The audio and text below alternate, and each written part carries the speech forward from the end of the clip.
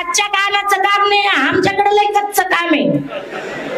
याने सांगितलं का लगेच ऍक्शन, ऍक्शनला रिॲक्शन.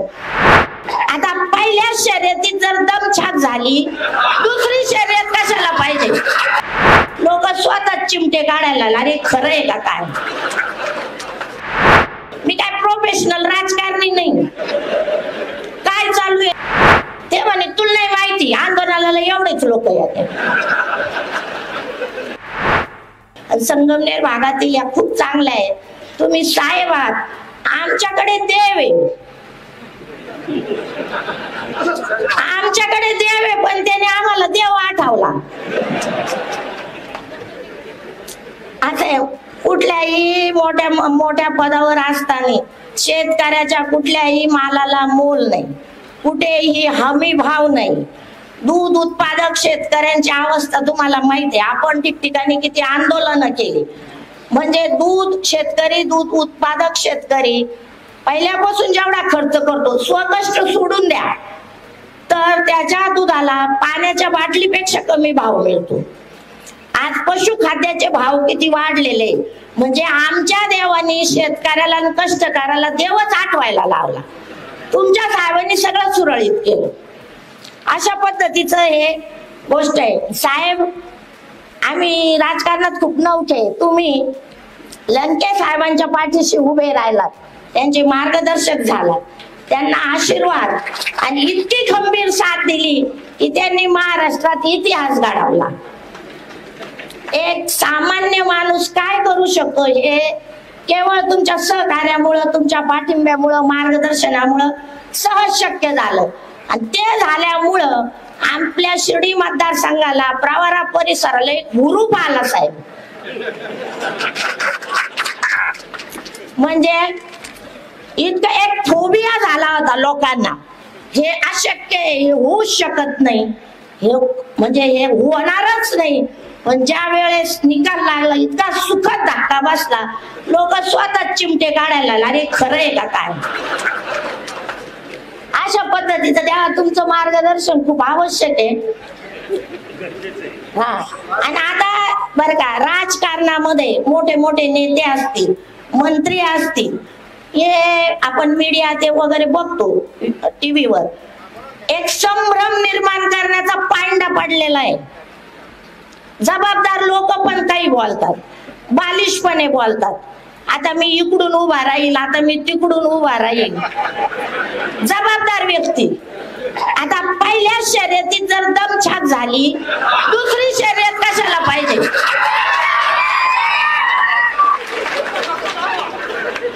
आणि मला कुटुंबासाठी वेळ नाही, माझी कुटुंब नाराज होत.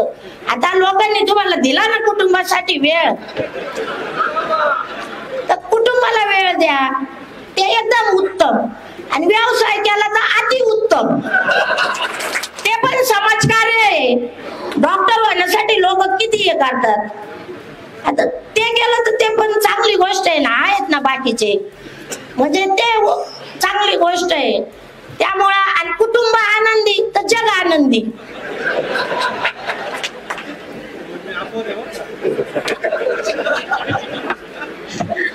अशा पद्धतीने आहे. आणि मी तुमच्या परिसराला, आश्वीच्या ग्रामस्थांना सांगते, माझा या भागाशी तसा काही फार जवळून संबंध नाही. मी तुम्हाला प्रथमच सांगितलं, मी एक गृहिणी म्हणजे शेतकरी प्रतिनिधी आहे. मी शेतकऱ्यांसाठी पहिल्यापासून काम करायचे. ज्यावेळेस प्रवरा कारखान्यात वगैरे आंदोलनाला मी जायचे ऊसाच्या संदर्भात, तर माझे पती जनार्दन घुगरे, आमचे शेतकरी संघटनेचे नेते, आम्ही जायचो तिथे, आम्ही सर्व जायचो तिथे. तर ते मला म्हणायचे उद्या आंदोलन आहे. मी म्हणायचे मला यायचंय. आपला शेतकरी महिलांनी लक्षात ठेवलं पाहिजे, आपल्या उदरनिर्वाहाचं साधन काय आहे. आपण आपल्या पतीच्या खांद्याला खांदा लावू, जिथं शक्य असेल तिथं हजर राहिलं पाहिजे. घरामध्ये महालक्ष्मीचे व्रत करून आणि दिवस दिवस उपाशी राहून काही लक्ष्मी येणार नाही. तर मी म्हटलं मला यायचंय आंदोलनाला आमच्या शेतकरी संघटनेत. तर ते मला म्हटले तू नको येऊ. मी म्हटलं का बरं? म्हणे तिथं काही एवढे लोक नाही येतील. मग मी म्हटलं तरी मला यायचंय. मी गेले तर 9-10 बायका आणि 25-30 लोक. मी म्हणलं का हो, आपलं आंदोलन होतं, लोक तर काय दिसत नाही. ते म्हणे तुला नाही माहिती, आंदोलनाला एवढेच लोक येते. मी म्हटलं असं, म्हणलं साहेबाच्या इथं जर साखरपुडा असेल आणि पेनी चिठ्ठ्या दिला, सारा गाव काम सोडून तिथं जायचं. म्हणजे आपण संघटित झालं पाहिजे, सांगण्याचा उद्देश. तसा माझा राजकारणाशी मी तुम्हाला सर्वांना सांगते की मला पद मिळावं, सत्ता मिळावी किंवा आपल्या स्वार्थासाठी काही करावं असं काळी मात्रही माझ्या मनात नाही. तर हे सगळं झालं पाहिजे, पण विरोध हा संपवला पाहिजे. आज सहकार हा अस्तित्वात राहिला नाही आमच्या परिसरात. आता डॉक्टर राजेंद्रजी पिपाडा यांनी तुम्हाला पार अॅट्रॉसिटी पर्यंत नेलं, त्याच्यामुळे मी काय बाकीचं सांगत बसत नाही, वेळ थोडा आहे. अशा पद्धतीनं सगळं चालू आहे, त्याला आपण विरोध केला पाहिजे या मताची मी. जुने जे लोक होते, भाऊसाहेबजी थोरात, माझे सासरे असतील, ते पद्मश्री, हे लोक सहकार कसा जिवंत राहील याच्यासाठी मनापासून सगळं आपलं एक कुटुंब समजून कुठेही राजकारण न आणता सगळा विकास करत होते. पण आता राजकारणाचं स्वरूप बदललेलं आहे आणि तुम्ही सर्वांनी आता हे सगळ्या गोष्टींचं नीट आत्मसात करून हे थांबवलं पाहिजे या मताची मी. आता हो, आता तुम्ही साधं उदाहरण घ्या, निळवंडे धरण 50 लोकांचे कालवे उपचार्या झाल्या पाहिजे, पाणी गेलं पाहिजे. विधायक असे काम न करता फक्त जातीपातीचं, पुढं साखर तुरीचं हे राजकारण नकोय लोकांना. लोकांना शाश्वत काम पाहिजे. त्यांच्या आज 3-3 पिढ्या निळवंड्याच्या गेल्या. आता मी त्या भागात जात असते, इतका भीषण प्रश्न आहे पाण्याचा. आतापर्यंत टँकर चालू होते, असे अनेक प्रश्न आहेत.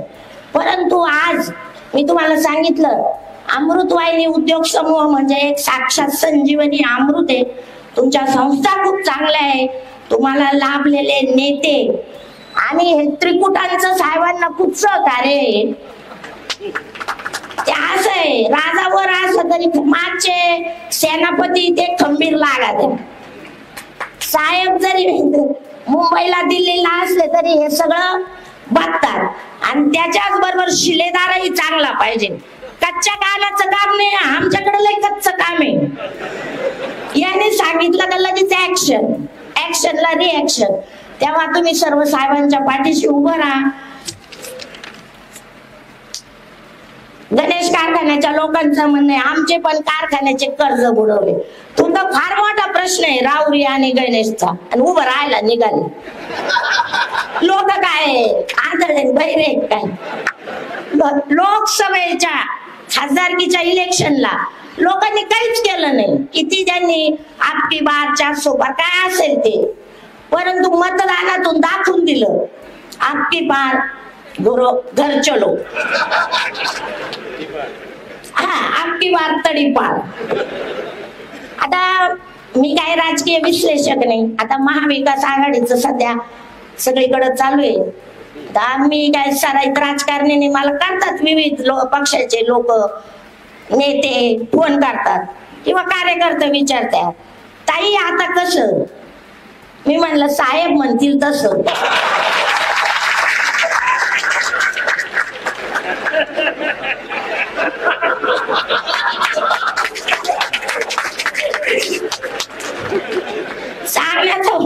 सांगण्याचा उद्देश असा आहे, तुम्हाला सांगते मी काय प्रोफेशनल राजकारणी नाही.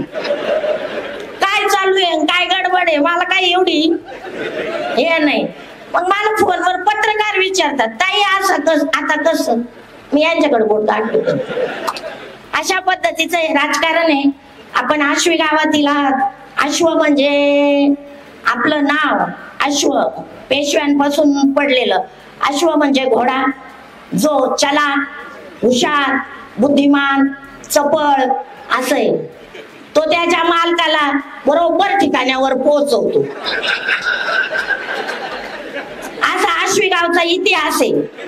आजही वीर रसाचे प्रतीक, घोडा म्हणजे वीर, रसाचे प्रतीक. राजे महाराजे छत्रपतींपासून पृथ्वीराजांपर्यंत त्यांच्या नावं आहेत घोड्यांची. अशा भौगोलिक पार्श्वभूमी, ऐतिहासिक पार्श्वभूमी लाभलेल्या परिसराचे तुम्ही आज सगळे साक्षीदार आहात. तेव्हा अश्व त्याच्या मालकाशी नेहमी इमानदार, धडाडीचा, चपळ असतो. तुम्ही त्यांचे मालक, वंशज आहात. तुम्ही याचा सचक बुद्धीने विचार कराल की आपला मालक, पालक, शासनकर्ता, आपला रक्षण करता कोण आहे, कोण आपल्या विकासासाठी लढेल, कोण आपल्यासाठी उभा राहील, त्याच्या पाठीशी तुम्ही निश्चितच उभे राहाल. एवढे बोलून मी माझे 2 शब्द संपवते.